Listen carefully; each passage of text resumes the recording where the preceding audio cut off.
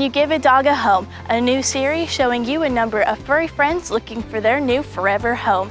I'm your host, Kaleigh Krimmel, and in this series we are going to be teaming up with the Sallisaw Animal Care Facility to show you a number of adoptable pets, as well as getting veterinarian tips from Doctor of Veterinary Medicine, Paula Haraway. This is Tom. He is a 6-month-old shepherd mix. As you can see, he is very hyper, very excited. All he wants to do is just run around and play. This is Jerry. He is also a 6-month-old shepherd mix. As you can see, he is hyper, just like the last one we showed. They actually came together, so we believe that they are from the same litter. But they both are just excited and really want to play with somebody.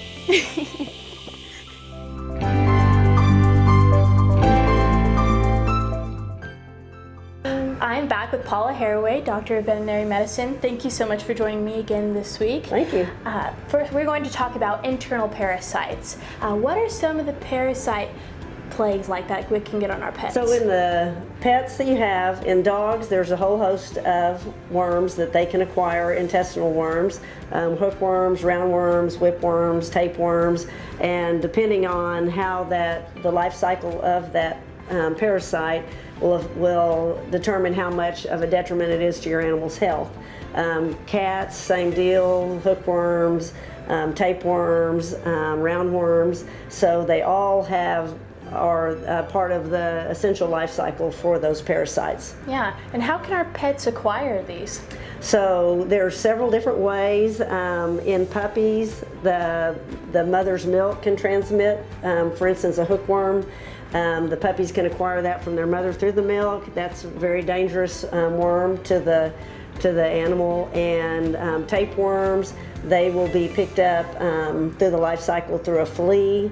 A lot of them are picked up from the environment. As the animal has the adult worms in their body, they'll shed eggs, and animals as well as humans can pick them up, migration through the skin, and then have a parasite burden in that way. So there's several different ways that they can acquire, and it's just everywhere, so they will all have some at some point. Yeah, so what are the symptoms like? Well, depending on the severity of the worm that is affecting your pet, and usually when we do a fecal on an animal, there will be worms of several different varieties. They can cause your animal to have bloody stools, they can cause weight loss, they can cause vomiting, diarrhea, coughing. Part of their life cycle goes through the lungs, so that makes you see respiratory signs sometime that are related to an intestinal burden of parasites.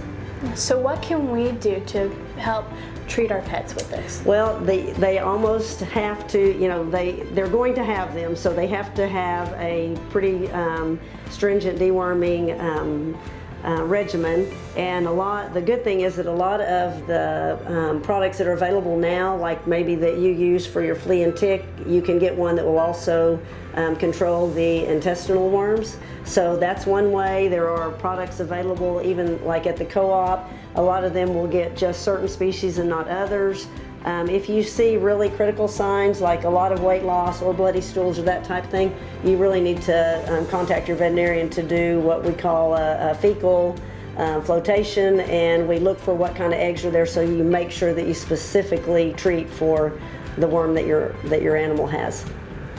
So obviously this seems like a pretty big deal, but why should the owner worry about the parasites? There's a lot of reasons. Number one, all the reasons that I mentioned as far as the health of your animal, but in addition to that, there are also what we call zoonotic diseases from these parasites, which means that it is transmissible to people. So you want to worry about that type of thing. And also, even if your pet appears normal, they are continually stealing nutritional value. So you're feeding your animal and trying to keep them healthy. The worms, at the very least, are stealing their nutritional value from what you're giving your pet. That's crazy. Thank you so much. The Sallisaw Animal Care Facility recommends that you bring your pet to the vet often to make sure that it's up to date on its shots for the safety of you and your family. Perfect.